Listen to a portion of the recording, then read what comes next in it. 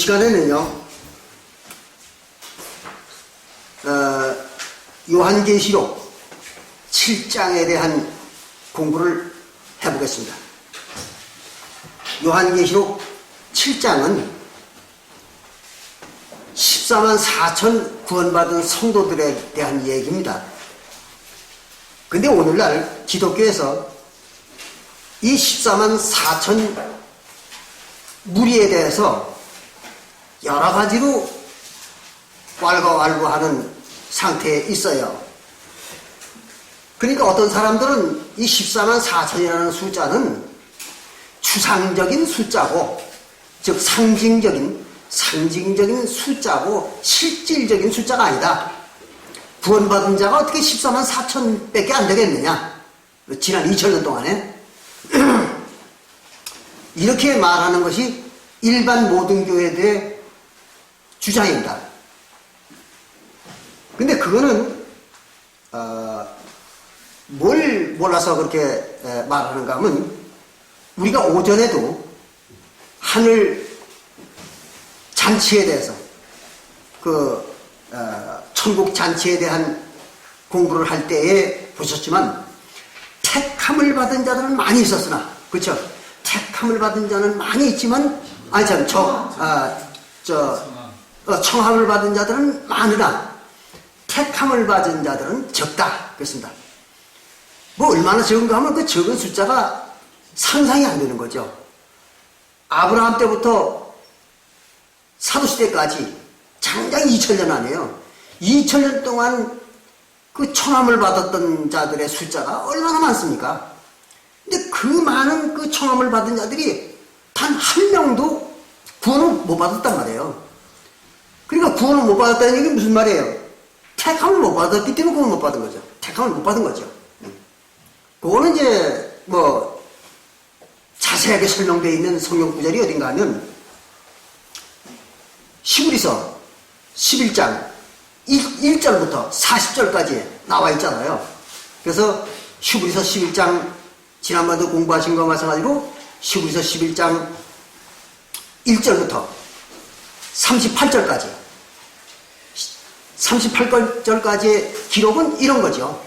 구약의 모든 선지자들이, 구약의 아브라함 때부터 예수님이 나타나기 전까지 나타났던 구약시대의 모든 선지자들이 하나님을 믿고 자기 몸을 불살르면서 지탱해온 것은 뭐 때문인가 하면 증거 때문이다.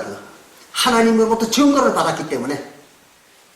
그래서 그들이 자기 몸을 다 희생시키면서 충성을 했다, 하나님한테.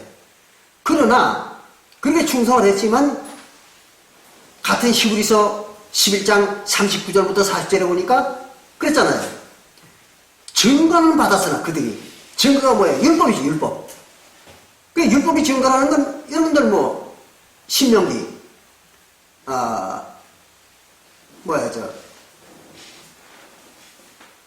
어떤 생각이 안 나네.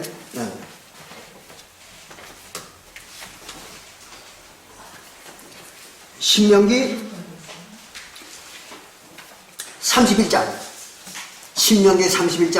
24절부터 26절에 기록되어 있잖아요. 그래서 하나님 모세에게 그렇게 얘기를 하죠. 내가 율법을 다 책에 기록해가지고, 그래가지고 제사장들에게 맡겨서 증거를 삼으라. 무슨 증거? 언약의 증거죠. 옛 언약의 증거가 바로 모세율법입니다. 그러니까 구약시대의 모든 선지자들이 증거를 못 받았다고 하는 얘기는 무슨 말이냐면, 증거는 받았다는 얘기가 모세율법을 받았다. 모세율법을 받아가지고 모세율법 때문에 자기 육신을 다 불살라가면서 충성을 했던 거예요. 그럼에도 불구하고 그들에게 뭐가 없었느냐? 약속이 없었다. 하나님이. 약속은 바로 이제 사도행전 1장 4절부터 8절에 나오는 그 아버지가 약속한 거. 예수님이 말씀하신 그 아버지의 약속. 성령의 약속이죠. 그걸 못 받았다, 그들이. 성령의 약속을 못 받았으니까 그들이 뭐예요? 성령을 못 받은 거죠. 구약시대의 선지자들은. 그러니까 성령을 못 받았다는 얘기는 무슨 말이에요? 하나님의 신부가 되지 못한 거야. 아내가 하나님의 아내가 되지 못한 거예요. 그리고 하나님과 한 몸이 못 된 거죠. 고린도전서 6장 17절에 나오는 것처럼 하나님과 한 몸이 되지 못한 거예요. 성령과. 성령 못 받았으니까. 그게 이제 구약 시대에 그 많은 그 선지자들이었던 거죠. 그리고 이스라엘 백성들이었고 아브라함의 후손들이었던 거예요. 근데 겨우 사도시대에 와가지고 일부가 구원받은 거거든요. 일부가.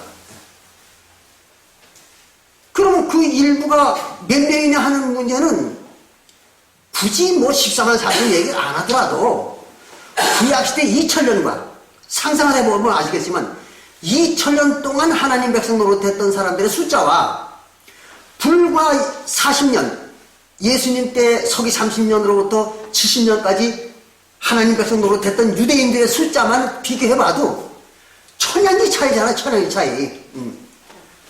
그런데 이 14만 4천이라는 이 숫자를 반드시 이거는 추상적인 숫자요 또는 상징적인 숫자다 이렇게 주장하는 기독교들은 잘못돼도 한참 잘못된 거죠.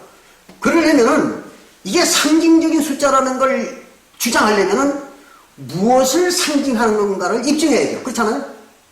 저놈이 도둑놈이다 그렇게 말하려면은 그놈이 도둑질한 물건을 또는 그 무슨 동영상이나 무슨 증거를 제시해야죠. 그렇잖아요. 도둑놈이라고 지칭하려면 도둑놈이는 증거를 내야 되는 거예요. 그거 마찬가지로 이 14만 4천이 상징적인 숫자라는 말을 하려면은 기독교인들이 뭘 증거를 내야 되느냐? 그 상징에 대한 증거가 있어야 될 거 아니에요. 그죠? 뭘 상징하는 것이라는 그 증거가 있어야 되잖아요. 그걸 제시 못하는 거죠. 이게 뭐에 대한 상징이라는 걸 제시 못하는 거예요. 그러면서 덮어놓은 상징적인 숫자다 이렇게 얘기하는 거예요. 그건 아주 잘못된 거죠. 그거는 억지 소리라는 거예요. 억지. 항상 우리가 성경뿐만 아니라 세상을 사는 모든 일은 합당해야 된다. 그리고 증거가 있어야 되고 또 논리가 정연해야 되고 그리고 명확해야 되고 항상 그런 것이죠. 그래야 그게 맞는 얘기란 말이에요. 거짓말이 아니고. 이렇게 해서 14만 4천에 대한 이 숫자가 상징적이라는 말의 증거는 어디에도 없습니다. 그래서 이것은 실제의 하나님의 백성들의 숫자인 것입니다. 그 구원받은 백성들의. 그거는 뭘 가지고 알 수 있는가 하면 그 앞에 우리가 앞뒤를 읽어보면 아주 명확하게 알 수 있습니다. 14만 4천이 구원받은 자들이라는 그 숫자가 명확한 것이 그 앞뒤에 증명이 되겠습니다. 그래서 이 시간 한번 같이 보겠습니다. 그리고 이제 이 요한계시록 7장을 해석하는 데 있어서 많은 사람들이 이게 해석을 해요. 해석을 하는데 전혀 이 뜻을 모르는 이유가 어디에 있는가 하면 아침에도 잠시 말씀드렸습니다만 비유입니다. 비유를 모르는 거예요. 이게 무슨 비유인지 뭐에 대한 의미의 비유인지를 모르기 때문에 내용을 모르는 거예요. 자 보겠습니다. 7장 요한계시록 7장 1절에 보면 이런 말이 기록되어 있습니다. 이 일 후에 내가 네 천사가 땅 네 모퉁이에 선 것을 보니 그랬습니다. 네 천사가 땅 네 모퉁이에 섰어요. 그걸 요한이 계시로 환상으로 본 거예요. 환상으로 네 천사가 딱 서 있는 걸 봤습니다. 그럼 이 네 천사가 누구냐? 뭐 하는 사람이냐? 왜 거기 네 천사가 섰느냐? 이거를 모르는 거예요. 어떤 교회에서도. 이 네 천사에 대한 얘기를 하는 교회가 한 교회도 없습니다. 그냥 이건 넘어가는 거예요. 그대로. 모든 교회에서는. 그런데 네 천사에 대해서 거기 이렇게 나와 있습니다. 그 뒤에 보면은 네 천사가 왜 섰는가 하면 그 3절에 보면요. 같은 요한계시록 7장 3절에 보면 이렇게 기록했습니다. 가로되 우리가 우리의 하나님의 종들의 이마에 인치기까지 땅이나 바다나 나무나 해하지 말라 하더라. 바로 이거예요.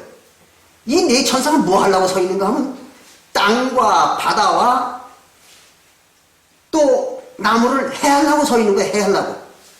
해한다는 게 뭐예요? 죽이려고 서 있는 거예요. 죽이려고.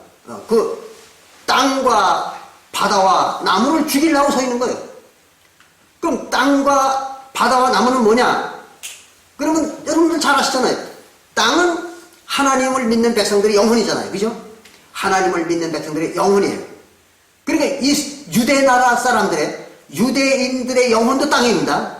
새 언약의 성도들의 영혼도 땅이지만 유대인들의 영혼도 땅입니다. 그걸 잘 아셔야 돼요. 그래서 이제 그 마가복음 4장 20절에 볼 것 같으면 땅이 내리는 비를 흡수하여 그렇게 나와 있거든요. 그러면 그 땅이 이제 그 비를 흡수한다는 게 뭐예요? 하나님 진리를 받는 거죠. 그 하나님 진리를 받은 사람들이 누구예요? 유대인과 전부 유대인들이에요. 그 당시에 유대인들 뿐이에요. 그 유대인들이 그 하나님의 진리를 받아가지고 예수님이 전해주시는 진리를 받아가지고 열매를 맺으면, 그러면 이제 그들에게 복이고, 열매를 맺지 못하고 하면은 저주를 받는 거죠. 심판을 받는 거예요.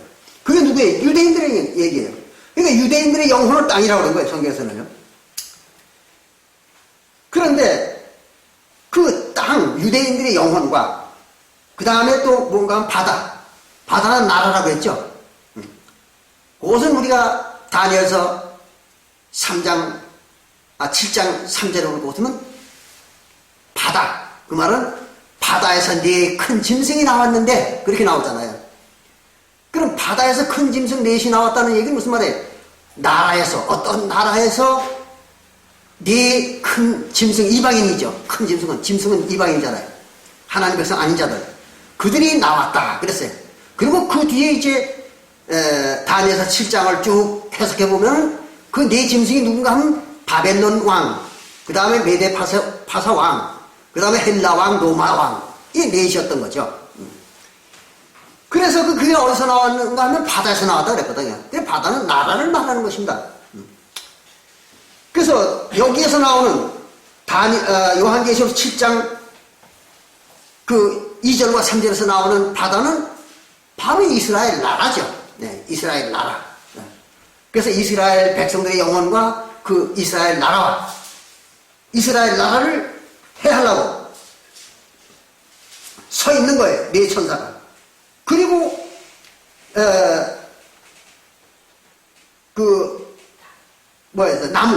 나무는 백성이죠. 언제 여러분도 잘 아시는 바와 마찬가지로 예레미야서 5장 14절에 나오죠. 나무는 백성이라. 예레미야 5장 14절에 나무는 백성이라. 그렇게 나오죠. 그러니까 백성들이 무슨 백성? 유대 나라의 백성들입니다.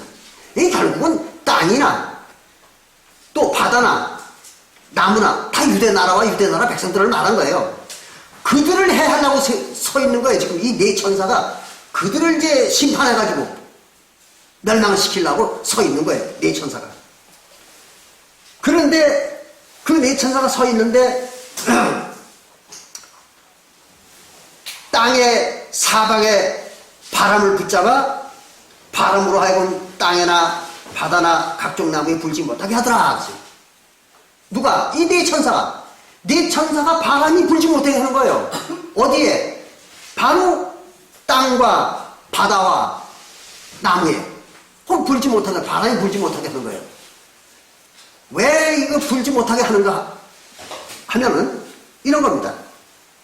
바람은 우리가 잘 아시는 아시는 분은 아시는 바와 마찬가지로 예레미야서 5장 13절에 예레미야서 5장 13절에 명확하게 거기는 바람에 대해서 이렇게 말하고 있습니다. 바람은 선지자요. 그렇게 나와 있어요. 예레미야 5장 13절에 보면 바람은 선지자요. 그러니까 바람이 뭐 선지자죠. 그런가 하면 시브리서 1장 7절에는요. 시브리서 1장 7절에 볼 것 같으면 천사들을 바람으로 하고 그랬어요. 천사들을 바람으로 하나님이 사용한다 그랬어요. 그러니까 천사가 바람이에요. 거기 보면. 그리고 불꽃은 시브리서 1장 7절에 불꽃은 사역자요. 네, 사자. 그래서 번역이 잘못된 거예요. 사역자가 아니라 사자라고 해야 맞는 거예요. 사자. 근데 그걸 번역을 사역자라고 하는데 그 사자야. 하나님의 사자. 하나님을 대신해서 일하는 자. 그걸 불꽃이라 그랬던 거예요. 그러니까 천사가 뭐예요?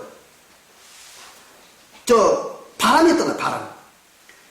그래 그러니까 예레미야서 5장 13절이나 히브리서 1장 7절을 보면 바람은 바로 하나님이 부리는 선지자요 천사란 말이에요. 네. 그게 바람이에요. 그럼 바람들은 뭐 하는 거예요? 바람들이 하는 일이라는 건 하나님의 일을 돕는 거잖아요. 우리 오전에 배웠죠. 네. 하나님의 일을 돕는 것이 바로 천사들이에요. 그리고 하나님의 일꾼들이란 말이에요. 그러니까 유대 나라에서 하나님의 일을 돕던 자들이 누굽니까? 사독교회의 선지자들이잖아요. 그렇죠? 사도들하고 또 이제 그 밑에 뭐 장로 집사들하고 그래가지고 사독교회의 전도자들이죠. 그들이 이제 하나님의 일을 도왔던 거 아니에요. 그리고 그들이 천사들이라고 우리 오전에 배웠죠. 그러니까 그게 바람이에요. 근데 이걸 갖다가 일반 기독교나 안상홍 주인의 이런 교회에서는요, 이걸 어떻게 해석을 하는가 하면 바람을 전쟁이라 이렇게 해석을 해요. 안식교도 마찬가지입니다. 안식교에도 이걸 전쟁이라고 번역을 했어요. 해석을 했어요. 왜 그럼 그 사람들이 이 바람을 갖다가 전쟁이라고 해석을 하느냐? 그러면은 이것 때문에 그럽니다. 바로 이 바람에 대해서 뭐라고 기록되어 있는가 하면요, 예레미야서 보자.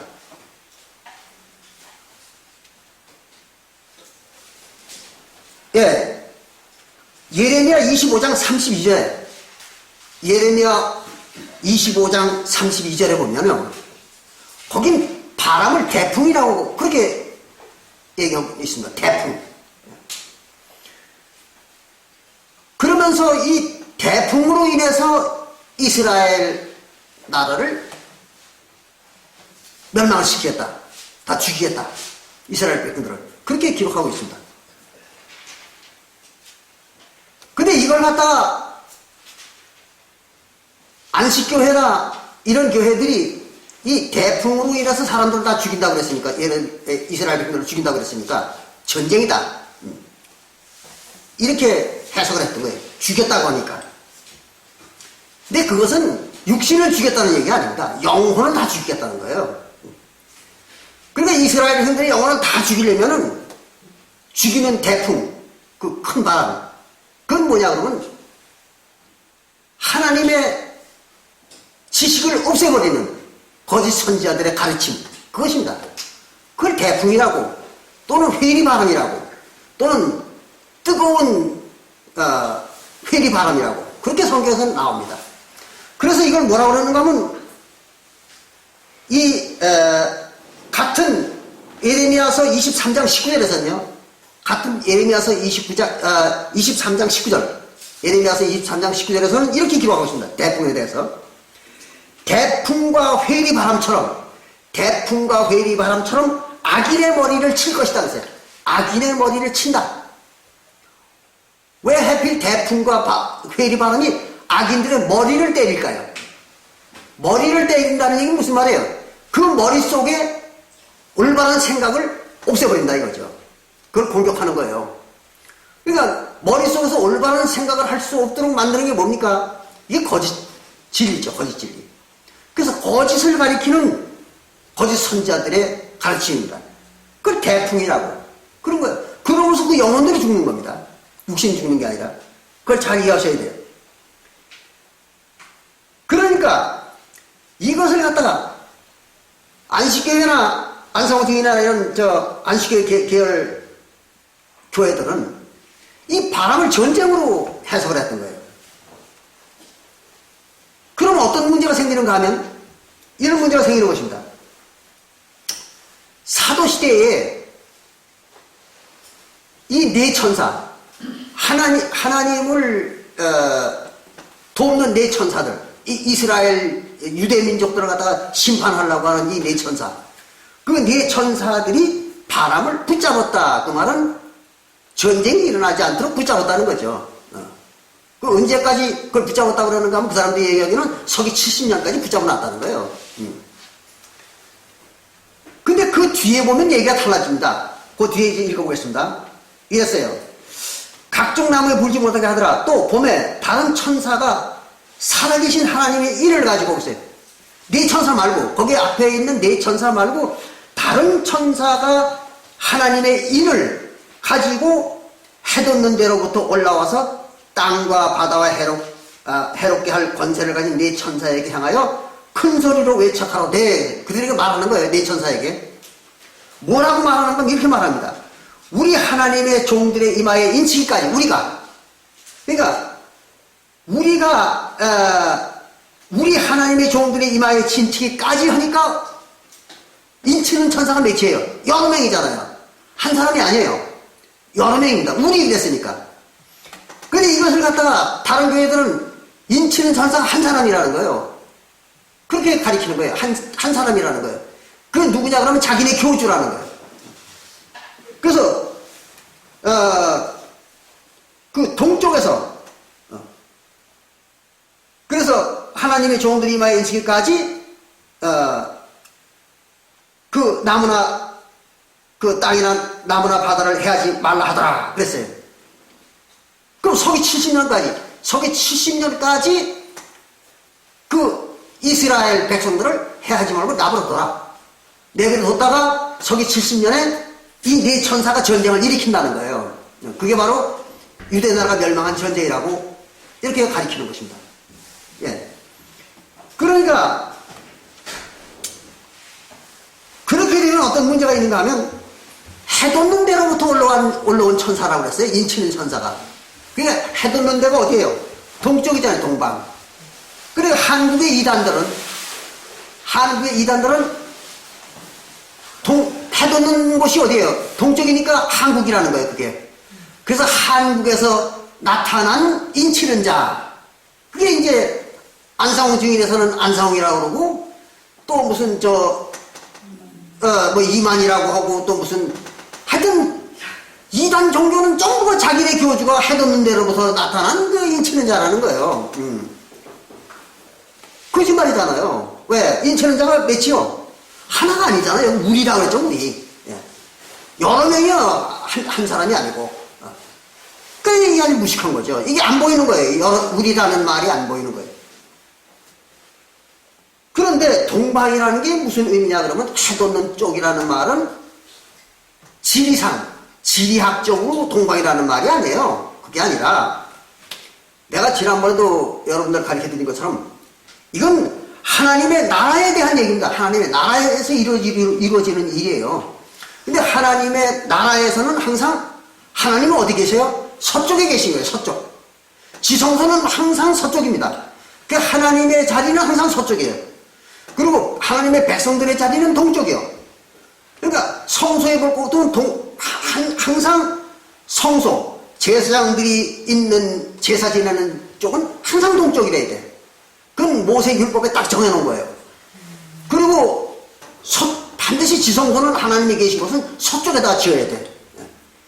그래서 동방에서 나타났다고 말은 하나님의 백성 중에서 누가 나타났다는 거예요. 누가? 인치는 자들이 나타난 거예요. 인치는. 그럼 인이 뭐냐?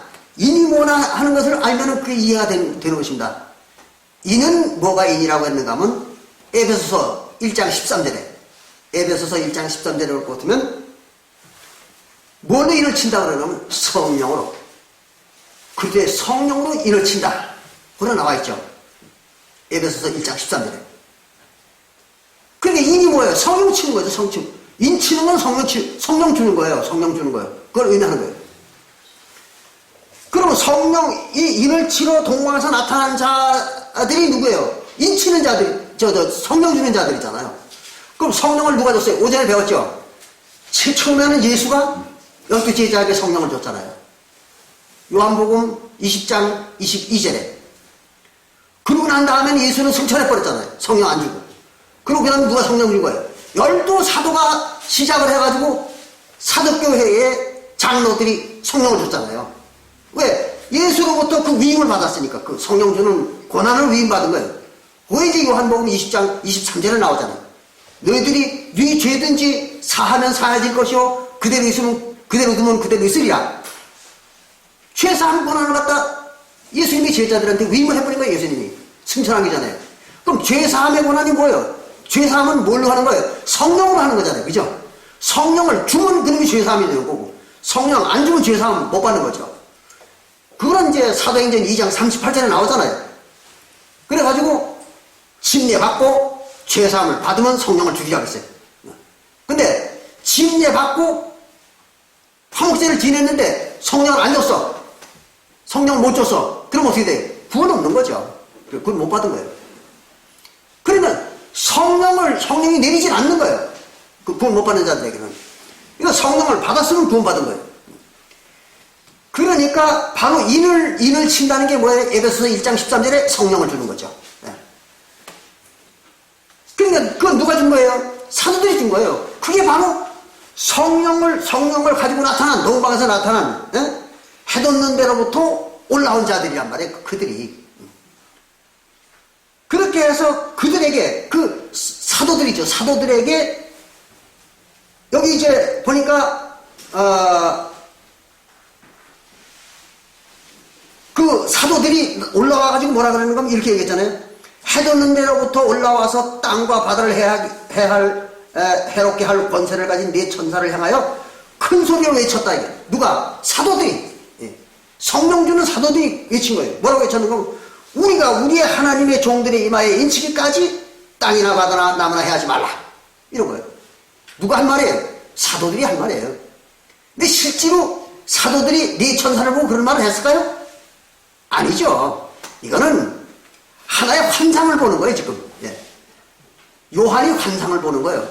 그러니까 사도들이 일을 치기 위해서 그 네 천사가 서기 70년까지 나무나 바다나 그들에게 바람을 불지 못하게 하더라. 그 말은 선지자들의 활동을 저지하더라. 그런 얘기예요. 그러니까 바람이 뭐예요? 하나님의 선지자잖아요. 하나님의 일을 돕는 자들이잖아요. 그들이 활동을 못하게 하는 거예요. 바람을 불지 못하게 되는 그들이 활동을 못하게 하는 거예요. 그게 뭐예요? 네 천사예요. 그런데 그 네 천사에 대해서 바로 사도들이 그 뒤에 나오잖아요. 뭐라고 했어요? 바로 우리가 우리의 하나님의 종들의 이마에 인치기까지 땅이나 나무나 바다나 해하지 말라. 너희들은 아직까지 너희들이 이해할 시간이 안 됐다는 거예요. 그러면 우리가 이 일을 친다는 얘기 뭐예요? 구원 줄 자를 다 구원 줄 때까지. 언제까지예요? 서기 70년이죠. 70년까지 다 구원 줄 때까지 너희들은 활동하지 말라는 거예요. 네 천사는. 기다리라는 거예요, 너희들은. 그 다음에 활동하라는 거죠. 그럼 그동안에 활동하는 건 누구예요? 바람이 하는 거죠. 그렇잖아요? 구원 주는 건 누가 하는 거예요? 바람들이 하는 거예요. 그러면 사도들이 뭡니까? 바람이죠. 그렇잖아요. 예수님의 제자들인 사도들이 40년 동안 구원 준 게 뭐예요? 바로 바람을 분 거예요. 바람을 분 거란 말이에요. 그러니까 천사들이 활동한 거예요. 그럼 천사가 누구예요? 오전에 배웠죠? 바로 예수님의 제자들이잖아요. 그리고 하나님의 백성들. 그게 천사들이잖아요. 그리고 구약시대에는 누가 천사예요? 이스라엘 백성들이 천사죠. 아브라함 때부터 예수님 때까지는 바로 이스라엘 백성들이 천사였던 거예요. 그게 천사면서 뭐였어? 하와였던 거죠. 제가 오전에 배웠죠. 하와면서 천사였던 거예요. 그게. 그 천사는 하와라고 나와 있잖아요. 창세기 2장 18절에, 17절에 오전에 배웠죠. 그러니까 구약시대에는 이스라엘 민족이 그 역할을 한 거예요. 천사면서 하와 역할을 한 겁니다. 근데 신약시대에 와가지고 누가 천사예요? 바로 예수님의 제자들과 사도교의 성도들이죠. 그들이 천사예요. 그러니까 그들이 천사면서 뭐예요? 선지자들이죠. 그게. 그 바람이었던 거예요, 그들이. 그래서 이제 예레미야서 5장 13절과 히브리서 1장 7절에 보면 천사들이 바람이다. 그렇게 나와 있는 거예요. 근데 그들이 이제, 바람을 분다는 얘기는 무슨 말이에요? 진리를 가르치고 구원을 주는 걸 바람을 일으킨다. 그렇게 말한 거예요. 그러니까 그거를 우리가 40년 동안 할 테니까 너 가만히 있으라 이거예요. 네 천사는 그냥 가만히 있으라 이거예요. 그 막아놓은 거예요. 예수님의 제자들이.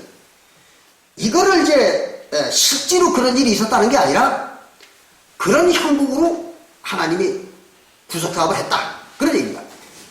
그렇게 이제 하나의 환상으로 드라마를 만들어가지고 사도 요한에게 보여준 거예요. 하나님이. 그러니까 그걸 지금 설명한 겁니다. 그래 놓고는 이제 40년 동안 인을 다 쳤겠죠. 근데 인을 쳐놓고서는 보니까 이런 말이 나온다. 4절에 요한계시록 7장 4절에 보니까 내가 인 맞은 자의 수를 들이니 이스라엘 12지파 중에 1만 2천 명씩 14만 4천이더라 이랬어요.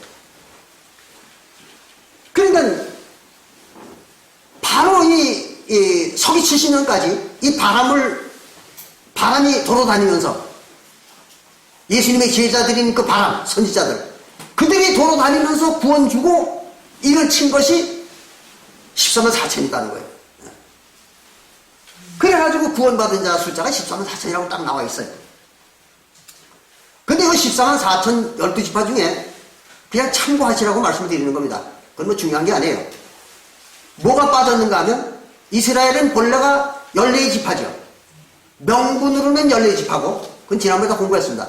명분으로는 14지파요. 실지 지파는 13지파라고 그렇게 배웠잖아요. 그런데 그 14지파의 명분 중에서 두 지파가 빠졌습니다. 하나는 단지파요. 하나는 에브라임 지파가 빠졌어요. 그 나머지 12지파가 1만 2천 명씩 14만 4천 구원받았다 했어요. 그럼 왜 단지파와 에브라임 지파가 빠졌는가 하면 다는 요셉이 야곱이 죽기 전에 자기 아들들에 대한 예언했던 거죠. 그때 이제 뭐라 그러냐면 다는 질의 뱀이요, 뱀. 사단이라는 거예요, 다는. 왜 그러는가 하면 이놈들은 제 단지파는 레위 지파가 아니잖아요. 그러니까 제사장 노릇을 할 수가 없어요. 그 제사장 노릇은 절대로 어떤 놈도 못하는 거예요, 레위 지파 외에는. 근데 레위 지파 중에서도 또 누구만 제사장할 수 있는가 하면 바로 레위의 아론의 직계 후손들만 할 수 있는 거예요. 그런 것이지 다른 인간들은 제사장을 못합니다. 그건 모세법에 딱 나와 있어요. 그러니까 레위 지파라야만 제사장을 할 수 있는데 이 단지파 놈들이 여로보암 시대에 와가지고 제사장으로 했어요. 이놈들이. 그러니까 하나님을 배반한 거죠. 그래가지고 그놈들을 이제 하나님이 뱀이라고 사단이라고 이렇게 이제 미리 예언했던 거예요. 야곱을 통해가지고. 그렇게 해서 그들은 사단이기 때문에 구원은 없습니다. 그래서 빠진 거예요. 그리고 에브라임 지파는 왜 빠졌는가 하면 에브라임 지파는 여러분들 잘 아시는 마찬가지로 구약시대에 이스라엘 나라가 북방 이스라엘과 남방 유다로 갈라졌을 때 북방 이스라엘을 만들었던 여로보암이 금송아지 2개를 만들어가지고 하나님 대신 세웠잖아요. 그래서 그걸 지켰던 거예요. 그 오전에 우리가 혼인잔치, 천국 혼인잔치를 공부할 때 공부한 것처럼 그것들이 뭘 한 거예요? 음행을 한 거지, 음행을. 이놈의 마누라가 나가서 음행을 해버린 거예요. 자기 남편인 하나님을 버리고 어떤 그 금송아지 우상을 섬긴 거예요. 그러니까 그걸 남편으로 섬겼던 거예요. 이스라엘 백성들이. 영적 남편으로. 그게 음행이죠, 그게. 그래가지고 그들을 이제 하나님이 진멸해버린 거예요. 그래서 바로 여기에 이제 에브라임 지파가 빠진 거예요. 그러니까 단지파와 에브라임 지파가 빠진 나머지 지파들 이름으로만 14만 4천 명이 구원받았다. 이런 얘기입니다. 근데 거기까지는 이제 그런 대로 또, 무난히 해석할 수 있다고 하는데, 바로 이제 그 다음에 9절. 요한계시록 7장 9절부터가 이제 문제가 되는 겁니다. 이 9절부터 볼 것 같으면 이런 말이 나옵니다. 2일 후에 계세요. 2일 후. 무슨 일이요? 14만 4천 구원 준 거. 14만 4천 구원 준 거에 대한 걸 갖다가 요한이 들었어. 들어보니까 14만 4천 구원받았다는 얘기를 들었단 말이에요. 요한이. 그거예요. 그 14만 4천이 구원받았다는 얘기를 들은 후에 그런 얘기입니다. 들은 후에 내가 보니 이랬어요. 보니. 앞에서는 들은 거예요. 14만 4천이 구원받았다는 얘기를 들은 거예요. 요한이. 그런데 직접 환상으로 보니 그 말이에요. 14만 4천을 보니 앞에는 들었고 뒤에는 보는 겁니다. 그걸 잘 구분해야 돼요. 그 직접 보니 각 나라와 족속과 백성과 방 안에서 아무도 능히 셀 수 없는 큰 무리가 보니까 흰옷을 입고 손에 종려가지를 들고 보좌 앞에 어린 양 앞에 섰더라. 그랬어요. 그러니까 앞에서 14만 4천이 구원받았다는 얘기를 들었는데 보니까 자기 눈으로 직접 보니까 이루 어떤 누구도 셀 수 없는 큰 무리가 흰옷을 입고 또 나타났다. 그런 얘기거든요. 그러니까 이제 뭐 안식교서부터 안상원 증인에서부터 또는 여호와의 증인교회에서부터 많은 교회들이 14만 4천을 구원준다고. 그건 이만희도 마찬가지입니다. 그렇게 14만 4천만 구원준다고 큰일 땅땅 쳐놨다가 나중에 보니까 자기네 교인들이 14만 4천이 넘어가 버려요. 할 말이 없잖아요. 14만 4천만 자기네 교회에서 구원준다고 했는데 요한계시록 7장 1절부터 9절의 얘기를 가지고 근데 14만 4천이 넘어가니까 난감한 거잖아요. 말이 안 되죠. 14만 4천 딱 자기네 교회 인원이 14만 4천이 문 딱 닫아야죠. 그렇잖아요. 14만 4천만 구원주려면 딱 문 닫아야 돼. 근데 인간의 욕심이라는 게 그게 안 되거든요. 그러니까 더 해먹으려고 뭔가 핑계를 대려고 덤벼드는 거예요. 인간이라는 동물이. 이렇게 아주 못된 인간이라는 동물이 이렇게 못된 동물이에요. 그래가지고 뭐라고 핑계를 대냐면 14만 4천은 적은 무리고 그 뒤에 또 흰옷 입은 아무도 셀 수 없는 지구상에서 누구도 셀 수 없는 큰 무리가 또 구원받아야 된다. 이렇게 하는 거예요. 그래가지고 안상원 중에는 1억 6천만 명이 더 구원받아야 된다고 또 있다고 소리. 14만 4천만 구원받는다고 큰소리 치다가 넘어가니까. 이건 뭘 몰라서 그러냐면 아주 지혜가 없는 인간들이에요. 앞에서는 들은 거예요. 14만 4천이 됐든 1440만이 됐든 듣는 건 쉽잖아요. 듣는 건 들으면 아는 거 아니에요. 14만 4천이라고 들으면 14만 4천이고 또는 10만 명이라고 들으면 10만 명이 되는 거잖아요. 듣는 건 쉽잖아요. 금방 누구든지 들으면 아는 거예요. 그런데 문제는 보는데 문제가 생기는 거예요. 그럼 그 뒤에 본다 그랬잖아요. 내가 보니 도저히 어느 누구도 어떤 세계 어떤 누구도 셀 수 없는 무리더라. 큰 무리가 흰 옷을 입고 나타났다. 이랬거든요. 여기에서 아무도 셀 수 없는 자라고 말하니까 어마어마하게 큰 무리인 줄 아는 거예요. 그렇게 사람을 속이는 거예요. 그게 아니에요. 이게 바로 14만 4천인 거예요. 앞에 14만 4천은 들은 거고 뒤에 14만 4천을 보니까 실제로 14만 4천이 서 있는 걸 보니까 이건 도저히 누구도 셀 수 없다. 그래 이게 한 거예요. 이게 왜 그러냐면 우리 인간의 인지 능력은 한계가 있는 거예요. 그래서 최소한도 사람들은 약 한 3천만 명 내지 3천 명 내지는 2, 3천 명만 딱 모여도 2, 3천 명만 딱 모여도 그걸 눈으로 보고 셀 사람은 아무도 없습니다. 못 세는 거예요. 사람들이 예를 들어서 오와 행과 오를 정확히 이렇게 딱 지어가지고 한 무리가 1000명씩 또는 100명씩 이렇게 조를 짜가지고 서 있는 거라면 쉽지. 그거 쉬면 그렇잖아요. 100명씩이면 또 1000명씩이면 10개 씩이면 10,000명이잖아요. 10개 씩이면 만 명이에요. 100명씩 이렇게 군대처럼 이렇게 조를 짜서 서 있으면은 그 10개 씩이면 1000명이잖아요. 100개 씩 10,000명이고 그건 쉴 수 있는 거예요. 그게 아니고 그냥 막 서 있는 거. 행도 없고 오도 없이 그냥 막 서 있는 놈들. 이거는 불과 2, 3천 명만 있어도 못 쉬어요. 그 숫자를. 그 전에 제가 안상원 증인에 있을 때 저 영월에서 하기 휴양회를 하는데 거기 온 숫자를 대충 집계를 해보니까 얼마인가 하면 약 2,300명 맞더라고요. 그 대충 쉬어보니까 2,300명 온 거예요. 그 집계를 이제 지역별로 집계를 내보니까. 근데 2,300명이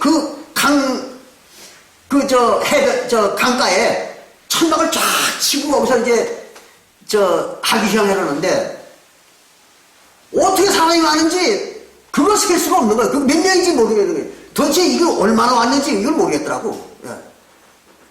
그럼 못 쉬었어요, 그걸. 그럼 불과 2,300명도 못 쉬는데 눈으로 보고 그걸. 하물며 14만 4천을 세워놓고 그거 알아요? 모르죠? 여러분들 국회의원들이나 대통령 출마할 때 정견 발표하는 장소에 가봤죠? 몇만 명, 몇십만 명 모이잖아요. 그러면은 주최 측하고 신문 기자들하고 실갱이를 하는 거예요.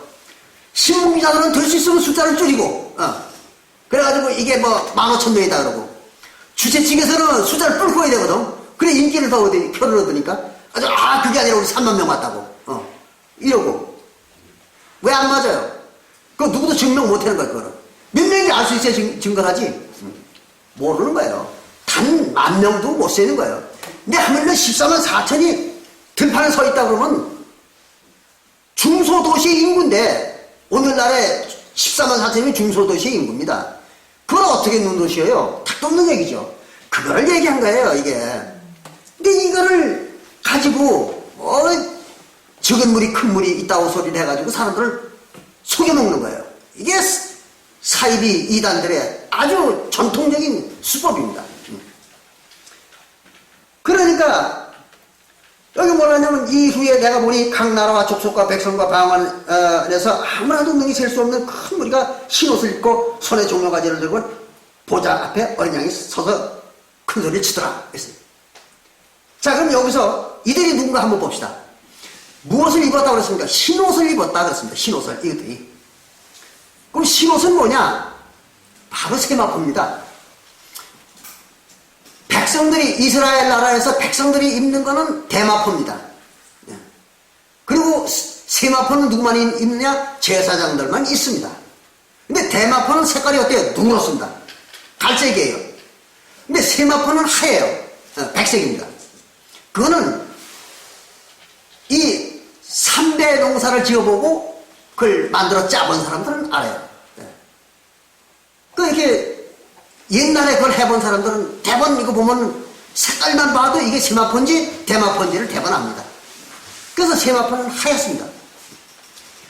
그래가지고 흰 옷은, 이스라엘 나라에서 흰 옷을 입는 것은 오직 세마포, 제사장들밖에 없습니다. 그럼 이들이 뭐라는 얘기예요? 흰 옷을 입었으니까 세마포를 입었다, 그런 얘기입니다. 그러니까 대제사장, 제사장들이. 그럼 제사장이 되려면은 신약시대, 새언약시대의 제사장이 되려고 것 같으면은 오전에 배웠죠, 우리가. 어떤 절차를 밟아야 됩니까? 첫째, 침례받고, 그죠? 그리스도 이름으로 침례받고 죄사함을 받아야 성령을 받아가지고 멜기세덱의 반차를 주는 제사장이 되는 거죠. 그렇잖아요. 바로 이제 베드로전서 2장 9절에서 얘기하는, 베드로가 얘기하는 그 제사장이다. 왕같은 제사장. 그것이 될 수가 있는 거예요. 그런 거지, 구원도 못 받은 놈이 신약시대의 자기 제사장이다. 미친 소리 하고 있는 거지, 미친 소리 하고. 네. 구원받지 못한 자는 제사장 자격이 없는 거예요. 그래서 오전에 우리가 공부할 때 그들을 뭐라 하세요? 예복을 입지 않은 자라 그랬지. 예복을 입지 않은 자. 그 예복이 뭐예요? 바로 요한계시록 19장 8절에 나와 있는 거. 요한계시록 19장 8절에 나와 있는 그 예복인 거예요. 신부가 입는 예복. 그걸 뭐라 하세요? 세마포라고 그랬잖아요. 분명히. 세마포요? 그 세마포는 성도들의 옳은 행실이야. 그랬잖아요. 성도들의 옳은 행실이라는 건 제사장의 옳은 행실이라는 거죠. 그럼 제사장의 옳은 행실이 뭐예요? 제사 지내는 거죠. 올바른 제사를 지내야 그게 제사인 거예요. 근데 오늘날 새언약 교회에서는 무슨 제사를 지내야 돼요? 오직 단번 제사인데 제사는 화목제죠. 그거밖에는 할 게 없는 거예요. 신약 교회에서는. 근데 화목제라는 게 있는지 없는지도 모르고, 또 어떻게 지내는 게 화목제인지를 알지도 못하고, 또 신약시대에 성도들이 지켜야 될 제사가 무슨 제사인지도 알지도 못하는 자들이 뭔 하나님의 성전을 만들어 놓고, 교회를 성전이라고 해요, 그들은. 그래서 성전이라는 교회를 만들어 놓고 거기서 제사를 지내야 된다는 거예요. 매주. 그 예배를 지내고 있는 거죠. 아주 웃기는 짓 하는 거예요. 그 새언약 때의 제사는 딱 한 번뿐이요. 그게 옳은 행실이요. 신약시대의 제사장이요. 그러니까 그들이 다 누구의 흰옷 입은 자들이죠. 세마포. 왕같은 제사장들. 겁니다. 그럼 벌써 흰옷을 입었다는 이 한 가지만 보더라도 이 누구도 셀 수 없는 그 무리가 뭐예요? 왕같은 제사장들이에요. 그러니까 그들이 바로 14만 4천이라는 게 명확하잖아요. 구원받은 자들, 인침받은, 성령으로 인침을 받은 자들이란 말이에요. 그래야만 성령으로 인침을 받은 자들아야만 세마포를 입은 제사장이 있는 거예요. 예. 신약시대에. 그리고 그 뒤에 뭐라 하냐면 손에는 뭘 들었다 그랬어요? 종려가지를 들었다 그래서 종려가지. 종려가지는 누구만 들 수 있는 거냐면요, 성경에는요 하나님의 백성만 종려가지를 들 수 있습니다. 그렇지 다른 백성들은 종려가지를 들지 않습니다. 왜 그럴까 하면은요 이겁니다. 성소 안에는 그림이 두 가지가 그려져 있어요. 성소 안에는요 반드시 그림을 두 가지만 그립니다. 그게 뭔가 하면요 바로 종려나무와 푸릅천사입니다. 그 푸릅과 종려가지의 그림만 그려져 있는 거예요. 성소 안에 들어가면 다른 그림은 없어요. 예. 그러면 푸릅은 지난번에 우리 배웠죠? 바로 예수와 모세, 하나님의 두 증인이죠. 그 예수와 모세를 상징하는 두 증인, 그게 푸릅천사잖아요. 그거에 대한 모세와 예수에 대한 모세와 예수를 형상화시켜 놓은 게 뭐예요? 푸릅천사죠. 그리고 모세와 예수는 뭐예요? 하나님이잖아요. 결국은 그 푸릅천사는 하나님을 형상화시켜 놓은 거예요. 그게 푸릅천사거든요. 그러니까 푸릅의 그림과 그 옆에는 종려가지, 이것만 그림이 있어요. 성소 안에. 그걸 왜 그랬어요?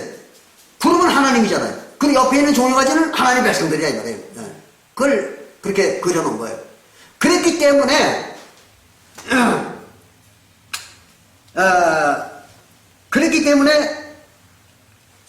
이스라엘 백성들이 초막절을 지킬 때, 이스라엘 백성들이 초막절을 지킬 때 그 초막을 뭘로 짓는가 하면요 바로 종려나무 가지로 짓는 겁니다. 초막을 갖다가. 그래서 에스겔서 41장 20절과 26절에 보고 같으면 바로 에스겔서 41장 20절과 26절에 보고 같으면 성소 안에는 종려가지와 그룹천사의 그림만 그려져 있다. 그게 이제 설명을 하고 있습니다. 예. 그리고 이제 레위기 23장 40절에 레위기 23장 40절입니다. 그게 바로 초막절 지키는 장면이에요. 레위기 23장 40절에 거기는 보면 초막절을 지킬 때에 이스라엘 백성들이 종려가지를 가지고 초막을 만들고 거기서 지키더라 그랬습니다. 그건 뭐예요? 자기네들이 하나님의 백성이라는 표시요.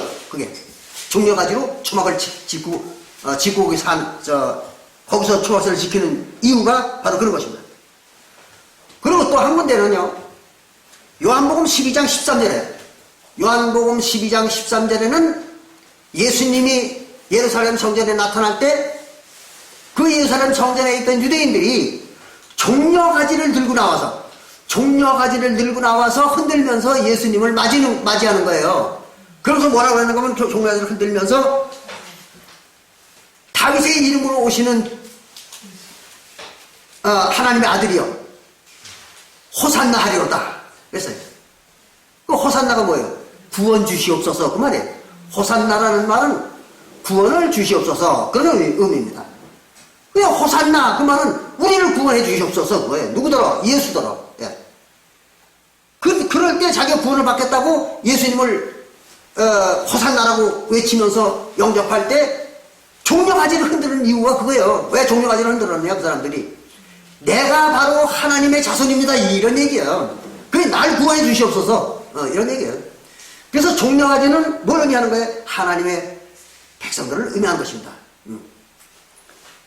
그러니까 여기도 요한계시록 7장 9절을 끝에 보면은 그들이 종려가지를 들고 있었다고 했잖아요. 신혼 입은 큰 무리가. 그 말은 무슨 하나님 백성이라는 거예요. 그들이. 그래 종려가지를 들고 있는 거죠. 그럼 신약의 새 언약의 하나님 백성들은 누구예요? 왕같은 제사장들 뿐이잖아요. 그렇잖아요. 왕같은 제사장뿐이요. 그 외에는 왕같은 제사장 아닌 자들이 하나님 백성이 될 수는 없어요. 절대로. 그리고 하나님 백성이 아닌 자들은 인을 받을 수가 있어요. 성령의 인을 받을 수가 없어요. 그러니까 이들이 다 신옷 입은 자들이 성령의 인을 받았다는 얘기죠. 그걸 보더라도. 그러니까 바로 앞에 14만 4천이 바로 이들인 거예요. 인 받은 자들이. 명확하잖아요. 이건. 이렇게 해가지고 어린 양 앞에서 그들이 큰 소리를 외치는데 구원하심이 보좌에 앉으신 우리 하나님과 어린 양에게 있도다 그랬어요. 우리가 안다 이거지. 그 구원하는 분이 바로 우리 하나님과 어린 양이 우리를 구원했다. 그런 얘기입니다. 그 구원이 뭐예요? 죄에서 구원한 거예요. 죄사함을 준 겁니다. 그럼 죄사함을 뭐로 주는 거예요?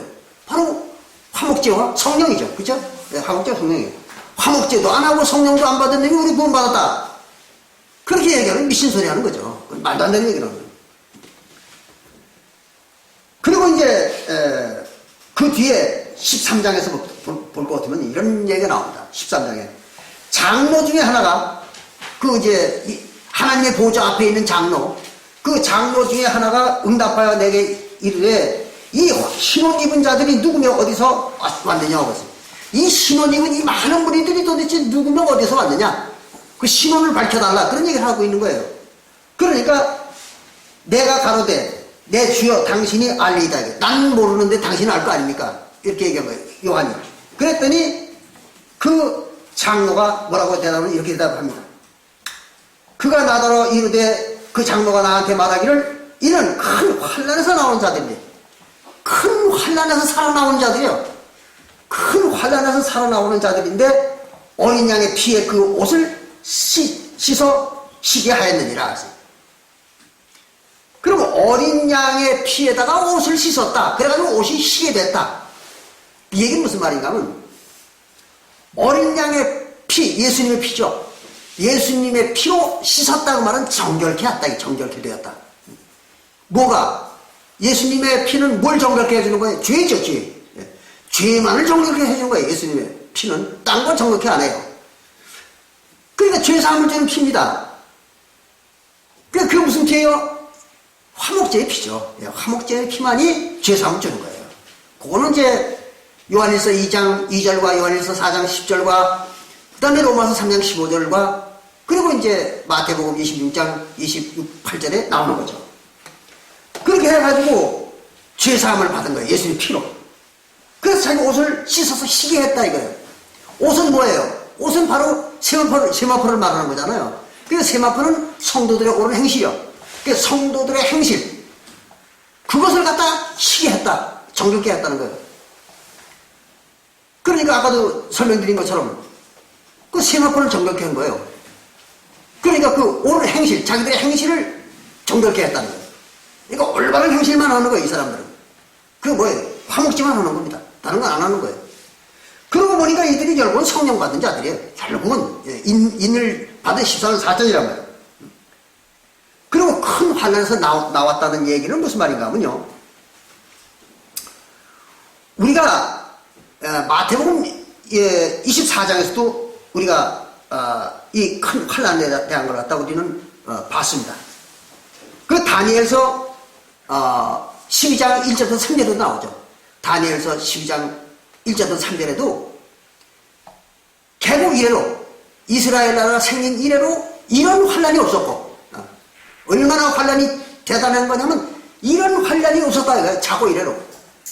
그런 환난이 언제 있었다고요? 미가엘, 즉 예수가 나타나서 생명체에 있는 자들을 다 구원할 때, 그 다니엘서 12장 1절부터 3절에 나오잖아요.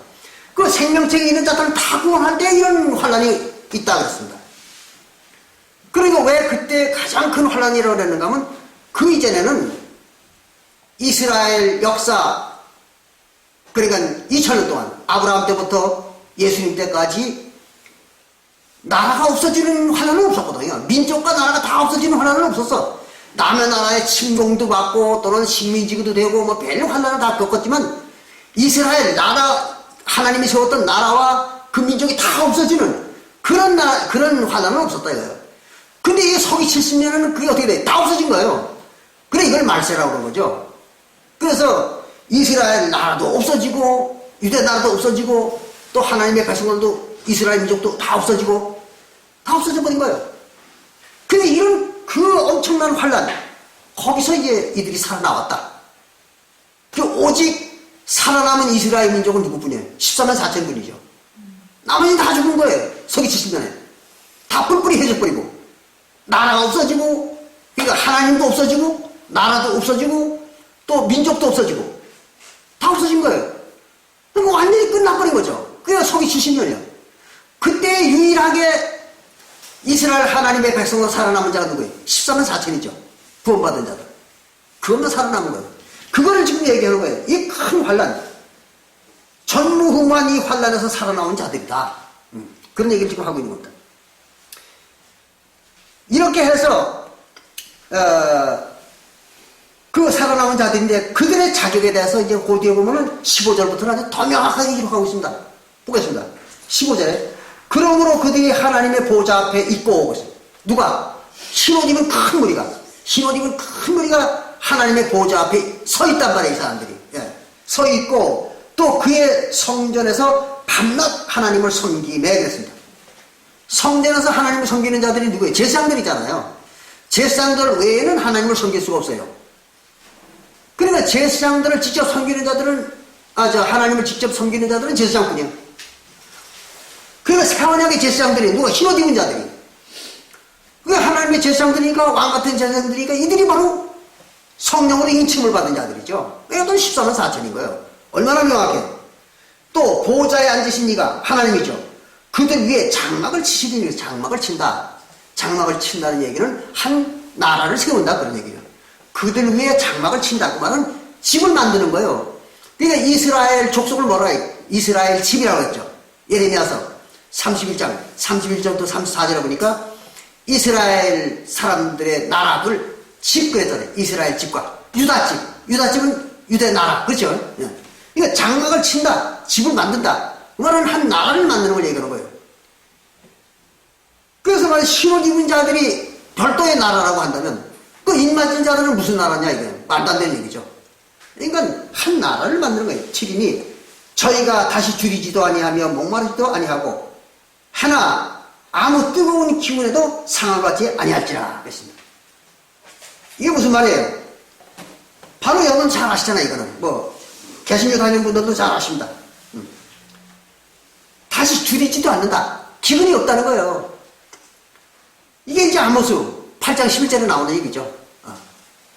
그래서 양식이 없어 줄임이 아니요. 물이 없어 가람이 아니다. 그랬잖아요. 바로 그 얘기예요. 그러니까 줄이지도 아니하고 목마르지도 아니하리라. 뭐가 있어서? 하나님의 진리가. 그렇죠. 구원의 진리가 있기 때문에 그런 일이 없다. 이미 구원 받았다는 얘기죠. 그리고 해나 아무 뜨거운 기운에 상하지 아니함을 아니할 것이라. 그랬어요. 하나님의 백성들이 죽는 이유가 두 가지 이유입니다. 잘 아셔야 돼요.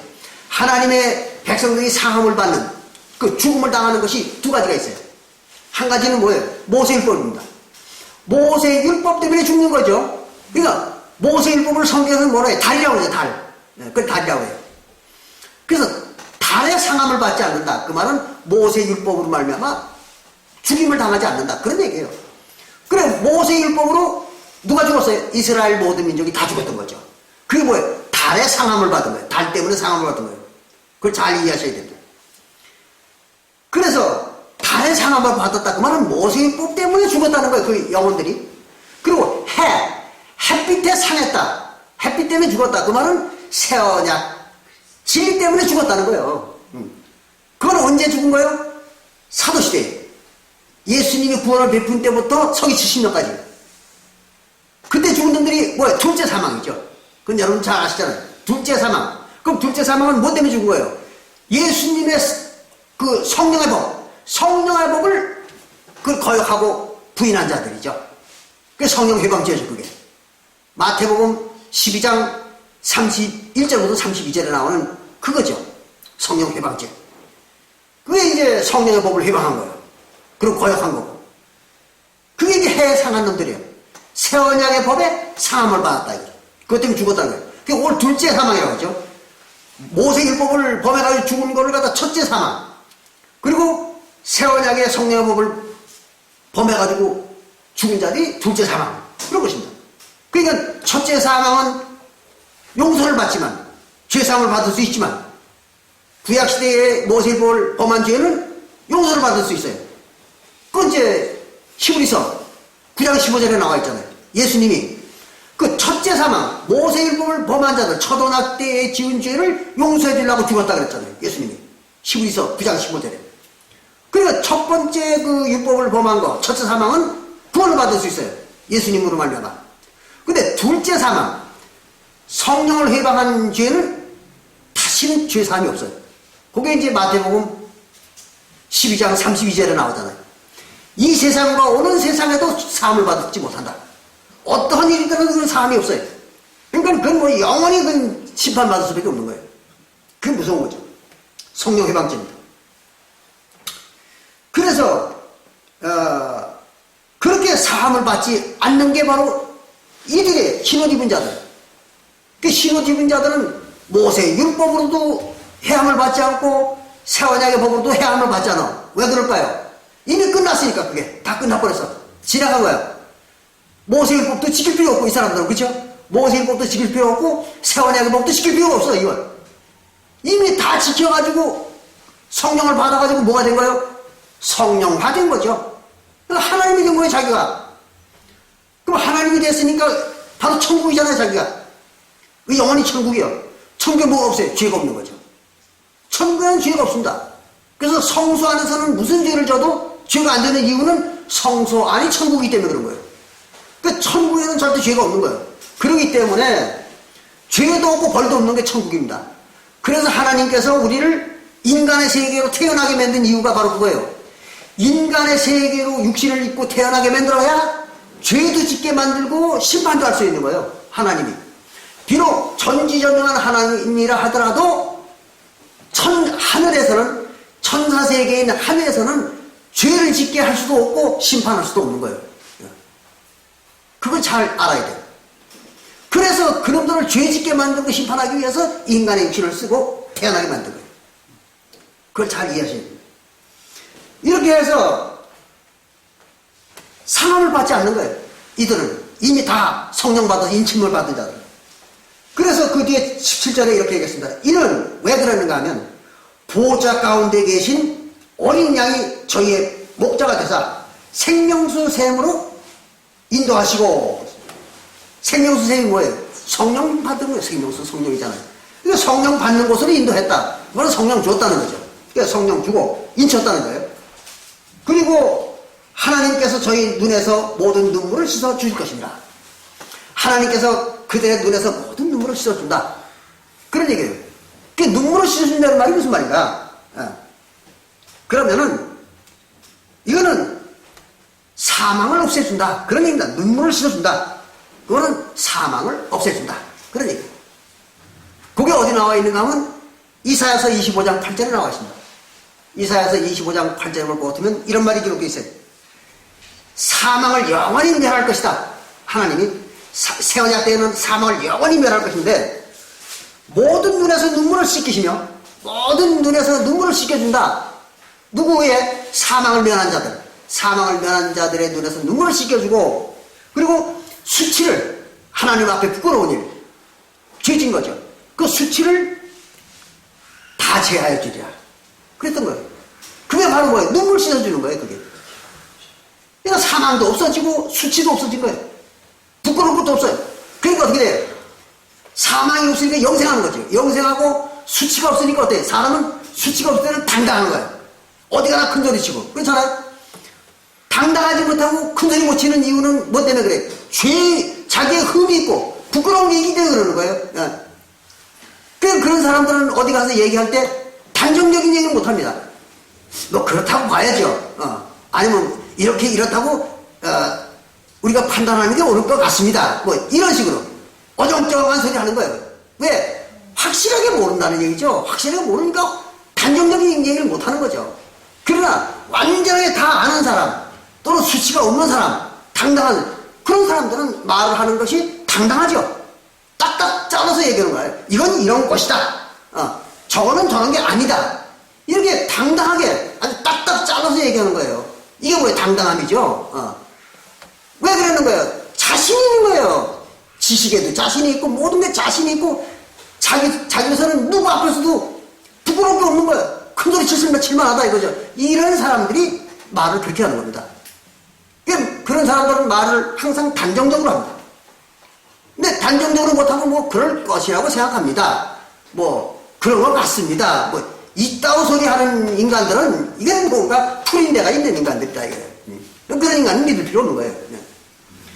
이렇게 해서 여기 보니까 눈물을 씻어주는 게 뭐예요? 사망이 없어지면 뭐가 돼? 영생이죠. 영생을 준 거예요. 누구한테? 신옷 입은 무리들한테. 이렇게 되니까 신옷 입은 무리들이 뭐예요? 영생 받은 무리들이잖아요. 그럼 영생을 뭘로 받은 거예요? 성령으로 받는 거죠. 그럼 성령이 뭐예요? 인이죠. 그러니까 인친으로 받은 14만 4천 명이라는 거예요. 아주 명확하잖아요. 이런데 이걸 갖다가 가지고서 뭐 신무리는 뭐 다른 놈들이고 또 뭐 14만 4천은 또 다른 무리고 이따오 소리를 해가지고 사람들을 몇백 년씩 속여먹고 돈을 갈취하고 이따운 짓들 하는 거죠. 교회들이라는 게. 그게 기독교 2000년 역사입니다. 우리가 이걸 아주 명확하게 깨달아야 됩니다. 그러니 그런데 속아가지고 자기 인생 다 망치고 재산 다 뺏기고 시간 그 귀중한 시간 다 날려버리고 뭐만 남는 거예요? 껍데기만 남는 거죠. 그렇게 되면 인생 참 망치는 겁니다. 그래서 이것이 이제 14만 4천의 정체입니다. 근데 그 정체를 딱 정확하게 설명한 부분이 어디냐면 요한계시록 14장 1절부터 5절까지입니다. 오늘 한번 더 보겠습니다. 요한계시록 14장 1절부터 5절을 보면 그 14만 4천에서 아주 더 명확하게 기록을 했습니다. 거기 신혼 입은 무리가 나오진 않아요.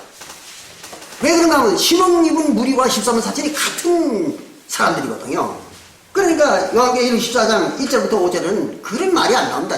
뭐 신혼 입은 무리가 뭐 나오고 뭐.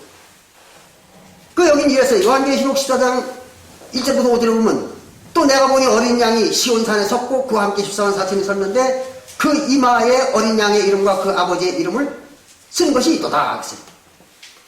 그 이마에 그 14만 4천 이마에 어린 양 이름과 아버지의 이름이 있다는 얘기 무슨 말이에요? 도장을 찍었다는 거지. 이마에 도장을 찍은 거예요. 그게 뭐 인을 친 거죠. 인을 친 거예요. 그 인이 뭐로 친 겁니까? 성령으로 친 거죠. 성령으로. 인은 성령입니다. 그걸 명확히 해야 돼요. 그럼 성령이 누구의 영입니까? 아버지의 영이요? 아들의 영이죠. 그죠? 예수님의 영이요? 아버지의 영이잖아요. 그러니까 그것이 거기에 아버지의 이름과 아들의 이름이 같이 있는 거죠. 그럼 또 그걸 명확하게 더 확실하게 얘기하면 도로 아버지가 아들이고 아들이 아버지잖아요. 그래서 우리가 이제 요한복음 14장 7절 이하에 볼 것 같으면 거기 그랬잖아요. 예수님더러 아버지를 보여주시옵소서. 이렇게 이제 제자가 물으니까 예수님이 그랬잖아요. 네가 나를 보았거늘 무엇 또 아버지를 또 보여달라 하느냐. 그렇게 얘기해요. 그 자기가 누구라는 얘기예요? 예수님이 아버지라는 얘기죠. 예수님이 아버지고 아버지가 예수님이었던 거예요. 그걸 갖다가 이제 근 2000년 이상을 갖다가 하나님이 사람들 속였던 거예요. 아버지가 어디 또 있는 것처럼 얘기하고 또 아들이 따로 있는 것처럼 얘기하고 그렇게 사람들을 속여서 모략을 베풀었던 거죠. 헷갈리게 만들려고. 이렇게 해서 아버지의 이름이 이도다 그 말은 인을 쳤다는 얘기죠. 14만 사제가. 그리고 이전에 내가 하늘에서 나는 소리를 들으니 많은 물소리도 가까워 했어요. 하늘에서 나타나는 그 소리를 들으니까 많은 물소리 같다 그랬습니다. 근데 많은 물소리라는 것은 우리가 같은 요한계시록 1장 15절에 볼 것이면 그건 각자 여러분들이 나중에 보십시오. 요한계시록 1장 15절에 볼 것이면 예수님의 음성이 들어보니 물소리 같더라. 그게 나옵니다. 많은 물소리 같더라. 그러니까 많은 물소리 같고 그 말은 예수님의 음성이다. 왜 이것이. 예수님이 말씀하시기를 그런 얘기입니다. 그리고 큰 뇌성도 같은데 그래서 큰 뇌성도 같다. 그런데 그 뇌성은 뭘 가지고 뇌성이라는 거면 같은 요한계시록 6장 1절에 보면요. 6장 1절에 볼 것 같으면 네 생물 중에 하나가 네 생물이 뭐예요? 그룹천사의 얼굴이죠. 그죠? 하나의 얼굴은 사자, 하나는 독수리, 하나는 송아지, 하나는 사람 얼굴. 그렇잖아요? 그 네 짐승, 그게 그룹천사예요. 그럼 그룹천사의 중에 하나나 그 말이에요. 그룹천사 중에 하나예요. 그리고 그룹천사는 우리가 지난번에 배운 것처럼 예수와 모세잖아요. 그죠? 예수와 모세예요. 근데 그 중에 하나가 또 얘기한다는 거예요. 하나가. 그 신약시대에 말하는 그룹은 누굴까요? 예수죠. 그렇잖아요. 모세는 구약시대에 말한 자고 신약시대에는 예수가 말하는 거죠. 예수가 말하기를 그 말과 똑같은 거예요. 그룹 천사 중에 하나가 그 말은. 그래서 하나가 우레같이 말하되, 그래서 우레같이. 어디에? 요한계시록 6장 1절에. 이게 우레 소리는 뭐예요? 예수님의 음성이에요, 그것도. 예. 그걸 그렇게 사람들 모략을 베풀기 위해서 그렇게 쓴 거예요. 그리고, 우레 같은데, 내게 들리는 소리는 검은 고 타는 자들의 검은 고 타는 것 같더라. 그래서 검은 고 타는 소리더라.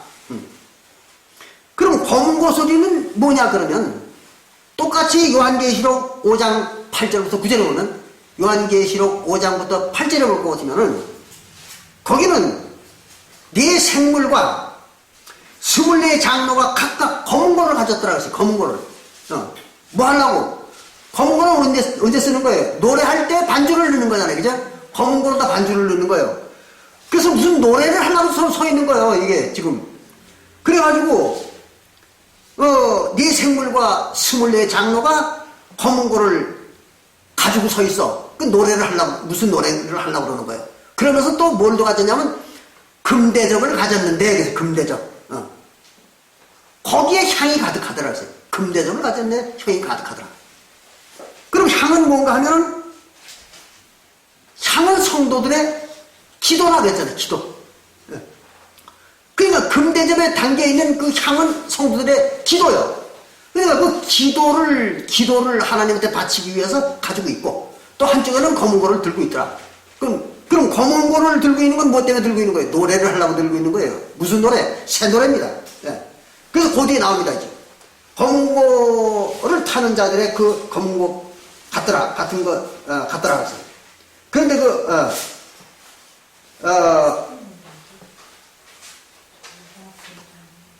예? 같은데, 들리는 소리는 검은 고 타는 자들이 그 검은 고 타는 거 같더라. 그랬어요. 그럼 검은 거는 노래를 부를 때 반주를 넣는 거예요. 그럼 무슨 노래를 부르면서 반주를 넣는가 하면은, 그 뒤에 나오는 3절에, 저희가 보좌와 네 생물과 장로들 앞에서 새 노래를 부르니, 새 노래. 이 새 노래를 부르기 위해서 검은 고를 타는 거예요, 지금. 그럼 가장 중요한 건 뭐예요? 새 노래죠. 새 노래가 바로 이제 주된 거예요. 그럼 새 노래가 뭐냐, 이걸 알아야 되는 거예요. 그러면 지금 이 14만 사천이 뭐 하는 자들인가를 알 수 있어요. 새 노래를 알아야. 근데 새 노래가 뭐냐 그러니까 새로 만든 노래다 그래, 일반 교회들은. 그래가지고 안상호 주인에도 저희들이 또 찬송가를 새로 만들었어요. 그래도 그게 새 노래다 그래. 또 그거는 또 안식교도 마찬가지. 안식교에도 뭐 저희들이 찬송가를 또 이렇게 편곡을 하고 뭐 이렇게 가지고 만들어 놓고 찬송가를 만들었어요. 그리고 거기다 새 노래 이렇게 써붙였어요. 그래가지고 우리는 새 노래 부르는 교회다. 이렇게. 또 무슨, 하여튼, 이단 교회들은 전부 새 노래를 다 가지고 있어. 왜 다 가지고 있을까? 이 새 노래 때문에 그래. 이 새 노래 때문에. 그 새 노래 만들어 부른다, 이거. 새 찬송가. 웃기는 인간들이죠. 자, 새 노래가 뭔가 봅시다. 시편 51편 14절에. 요건 봅시다, 우리. 마지막이니까. 네. 시편 51편 10절을 봅니다. 거기 보면 노래가 뭔지가 나옵니다. 시편 51편 14절을 볼 것 같으면 거기 이렇게 기록했습니다. 하나님이여, 나의 구원의 하나님이여, 피 흘린 죄에서 나를 건지소서. 그 말은 무슨 말이에요? 죄사함을 달라 이거죠. 그죠? 그 죄에서 나를 건져달라고 말은 죄사함을 주시옵소서. 그 말이에요. 그래 놓고는 그 뒤에 뭐라고 하냐면, 내 혀가 주의 하나님의 의를 높이 노래하리이다 했어요. 뭘 노래한다고요? 하나님의 의를 높이 노래한다. 그러니 의가 뭐예요? 율법이죠. 하나님의 율법을 다 지키는 게 의잖아. 그죠? 그러니까 하나님의 율법을 다 지키는 게 의야. 그게 선이고. 그러니까 하나님의 율법을 다 지키는 걸 노래하겠다는 거죠, 자기가. 의를 노래한다. 그 말은 하나님의 모든 율법을 내가 노래하겠다는 얘기죠. 그 율법을 가르치는 게 뭐예요? 노래예요, 이게. 율법을 가르치는 거, 또 율법을 읽는 거, 읽고 가르치는 게 그게 뭐예요? 그게 노래입니다. 그게 하나님의 세계에서는 별도의 무슨 찬송가 이런 게 없습니다. 그걸 아셔야 돼요. 그런 것이 뭐 찬송가라는 게 있고 성경에 찬송가 있다는 말이 없어요. 그냥 하나님을 찬양한다. 이런 얘기가 나오죠. 그럼 뭘 가지고 찬양하는 거예요? 율법을 가지고 찬양하는 거예요. 하나님을 찬양할 때는. 그래서 하나님의 율법을 갖다가 내가 노래하리이다, 찬양하리이다, 그 말이에요. 그 모세 율법을 갖다가 완전히 다 알고 가르치고 지키는 거예요. 그게 의죠. 그게 노래예요. 그게 노래란 말이에요. 그 노래를 하겠다는 거예요. 그럼 신약시대에는 뭐가 하나님의 노래입니까? 그 신약시대에는 새 언약의 진리, 새 언약의 그리스도 율법을 지키는 거, 그거를 가르치고 지키는 게 그게 노래잖아요. 근데 구약 때의 모세 율법을 지키는 게 뭐예요? 그건 옛 노래고, 그죠? 옛 노래고. 새 노래는 그리스도 율법을 지키는 게, 그걸 가르치고 지키는 게 새 노래예요. 그런 것이지 무슨 찬송가를 만들어가지고 뭐 노래를 부르고 앉아있으면서 그게 새 노래라고. 이런 어처구니 없는 인간들이 있어요. 그러니까 여기 새 노래를 부르니 땅에서 구속함을 얻은 14만 4천 밖에는, 구원을 받은 14만 4천 밖에는 능히 이 노래를 배울 자가 없더라. 무슨 노래? 새 노래. 새 노래는 새 언약의 의죠. 새 언약의 의는 뭐예요? 그리스도 율법이잖아요. 그래서 그 그리스도 율법이요. 지난번에 배웠죠. 그리스도 율법이 뭔가? 침례받고 화목제 지키고 성령 받는 것인데, 그 중에서 성령 받는 거와 화목제는 빼이죠. 왜? 성령은 그냥 받는 거고 자기 행하는 게 아니잖아요. 그냥 받는 거예요. 그게 빠져있죠. 왜?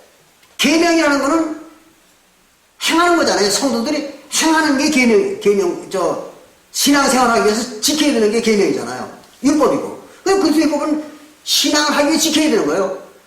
그런데 그 앞에서 또 화목제도 빼버려야 돼. 왜 빼버려야 돼요? 화목제는 신앙을 하기 위해서 지키는 게 아니잖아요. 그거는 뭐 하려고 지키는 거예요? 언약을 맺는 시기잖아요. 하나님과 언약을 맺기 위해서 지키는 게 그게 화목제잖아요. 언약식이요. 언약식. 이거 언약식은 율법이 아니에요. 계명도 아니에요. 그거는 그냥 언약식일 뿐이요. 그래서 모세율법에서도 출애굽기 24장, 모세율법에서도 출애굽기 24장 4절부터 8절에서 행한 그 상번제와 화목제, 그렇죠? 이스라엘 백성들이 하나님과 언약을 맺을 때 했던 거 있죠? 화목제. 그건 율법이 아니에요. 모세율법이 아닌 거예요. 그건 오직 화목제를 가지고 언약식을 한 거예요. 언약식. 그러니까 그건 딱 한 번밖에 없어. 이스라엘 백성들도 그건 평생 자기인의 역사, 이스라엘 역사 중에 딱 한 번밖에 없는 거예요. 그 화목제는. 그러니까 이거는 계명이 아니에요. 율법이 아닌 거예요. 그리고 신약 시대에 와가지고 화목제도 마찬가지예요. 딱 한 번뿐이에요. 이거는. 자기 평생에 한 번뿐이에요. 그러니까 하나님 백성으로서 지켜야 될 건 오직 뭐만요? 침례만 받는 거예요. 침례만. 예. 그래서 침례만이 그리스도의 율법이다. 그런 얘기죠. 그래서 이제 베드로전서 3장 21절에는 베드로가 그런 얘기 했잖아요. 침례는 구원의 표다. 그렇습니다. 물론 침례받는 것이 구원의 표다. 그 이와 같이 14만 4천이 능히 노래를 배울 자들은 배워야 될 그 노래는 뭐예요? 그리스도 율법이에요. 근데 그러면 그리스도 율법을 2000년이 지내도록 배워본 놈도 없고 가르친 놈도 없는 거예요. 그러니까 기독교들이 어떻게 얘기해요? 이렇게 얘기합니다. 침례를 왜 받느냐 그러니까 구원받았다는 표시로 침례받는다. 그렇게 가르치잖아요. 그러면 침례 안 받았는데 구원받을 수 있어요? 말도 안 되는 소리죠. 그럼 베드로가 사도행전 2장 38절에서 얘기한 말은 헛소리를 했다는 얘기잖아. 헛소리가. 말이 안 되는 거죠. 침례를 받아야 성령 받는 거예요. 그래 구원받는 거죠. 근데 침례도 안 받았는데 구원받았다. 구원받았기 때문에 침례는 그냥 구원받았다는 표로 받는 거다. 이런 소리예요. 그러면서 또 침례도 안 받아요. 세례라는 걸 만들어 받잖아요. 이와 같이 새 노래는 바로 새 언약의 침례를 말하는 겁니다. 그리고 침례를 뭘 어떻게 받는지를 알아야죠. 예수님은 마태복음 28장 19절에서 아버지와 아들과 성령의 이름으로 침례 주라. 그랬다고 해가지고 오늘날 아버지 여호와 아들 예수 무슨 성령 보혜사 또는 성령 우리 교주 이런 식으로 침례를 주고 있는 거예요. 모든 교회들. 이름은 딱 한 가지예요. 예수 그리스도의 이름으로 침례해야 돼. 그리스도의 이름으로 침례해주는 거예요.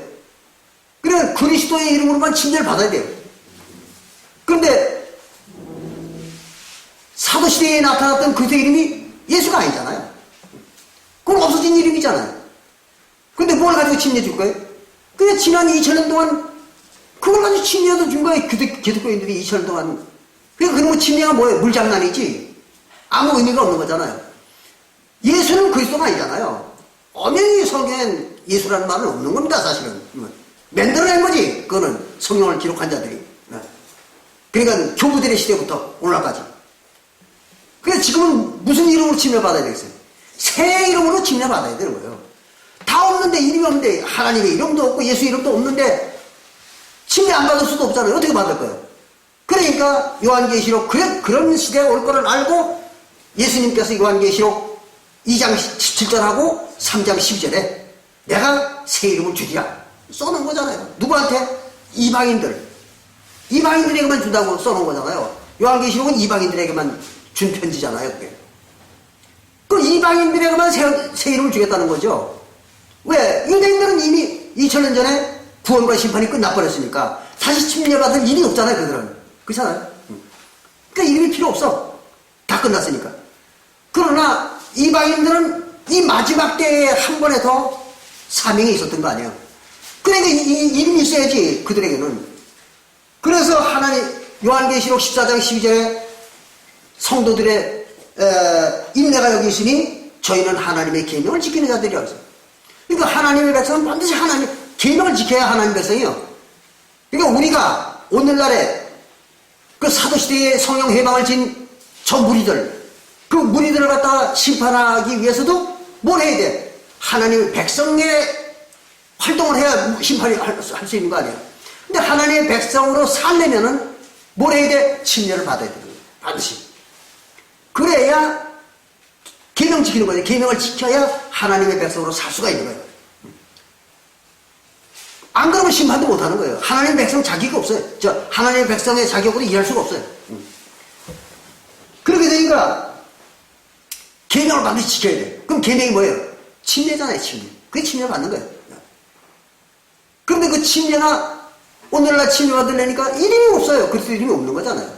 어떻게? 새 이름을 만나야 되는 거죠. 그래서 새 이름을 찾아야 되는 거죠. 그럼 어떤 사람들은 뭐 아무거나 새 이름이지 뭐 이렇게 얘기해요. 아무나 아니라 이거예요. 여러분들 잘 아시잖아요. 시편 25편 10절.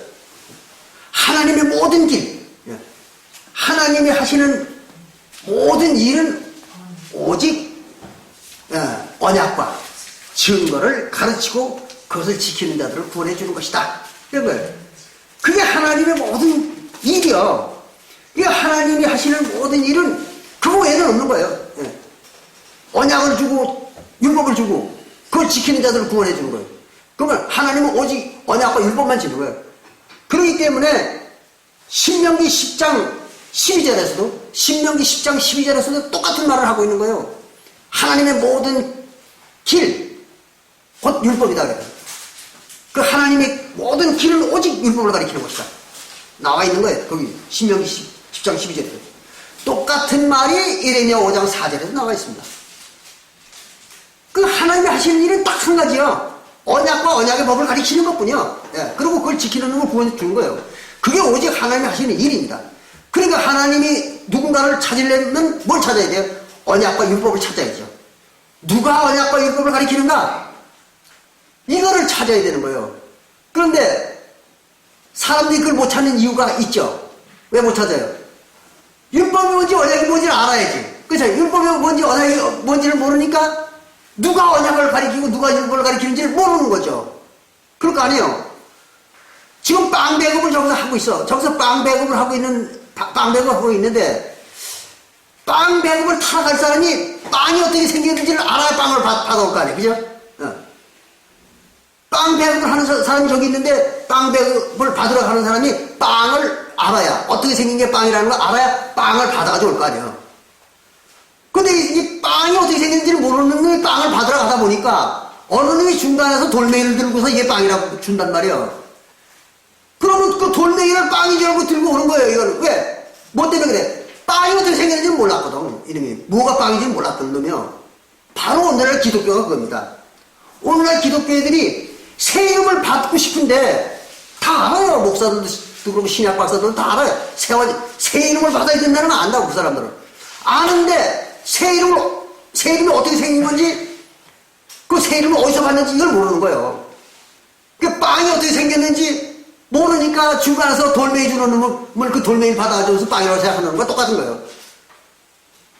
그 지금 기독교 각 교회에서 가르치는 그것이 그 바로 새 이름인 줄 알고 있는 거예요. 이게 뭐 이만희니 무슨 각저 이단 종파 또는 기독교에서 가르치는 예수, 이게 그리스도 이름으로 알고 있는 거죠. 뭐 예수라는 이름, 뭐 이만희라는 이름, 무슨 뭐 아무개 이름, 뭐 그게 그리스도 이름이라고 알고 있는 거예요. 그러니까 그 이름 붙잡고 구원받으라고 덤벼드는 거죠. 그거 가지고는 안 되는 거잖아요. 실제 새 이름을 찾아야지. 근데 어떻게 찾는지를 알아야 찾는 거 아니에요? 그 이걸 모르는 거죠. 바로 시편 25편 10절하고 신명기 10장 12절하고 예레미야 5장 4절. 이게 무슨 말인지를 몰랐던 거죠. 왜 언약과 율법을 모르니까. 그래서 바로 언약과 율법을 정확하고 아주 명쾌하고 확실하게 알아야 되는 이유가 바로 여기 있는 것입니다. 그게 이제 하나님의 백성들의 생사, 죽고 사는 문제를 결정하는 게 여기에 있는 거예요. 언약과 율법.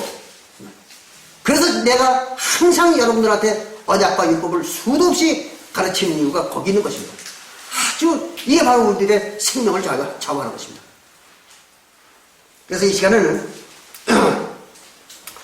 바로 이 적은 무리와 큰 무리, 이거를 구분할 줄 모르면 바로 종교 사기꾼들한테 속아가지고 재산 다 뺏기고 자기 일생 다 뺏기고 그리고 허송세월하고 마는 거예요. 그래서 그거를 방지하기 위해서 오늘은 적은 무리와 큰 무리에 대한 명확한 구분을 위해서 이 시간 같이 공부를 했습니다. 네, 여기서 마치겠습니다. 감사합니다.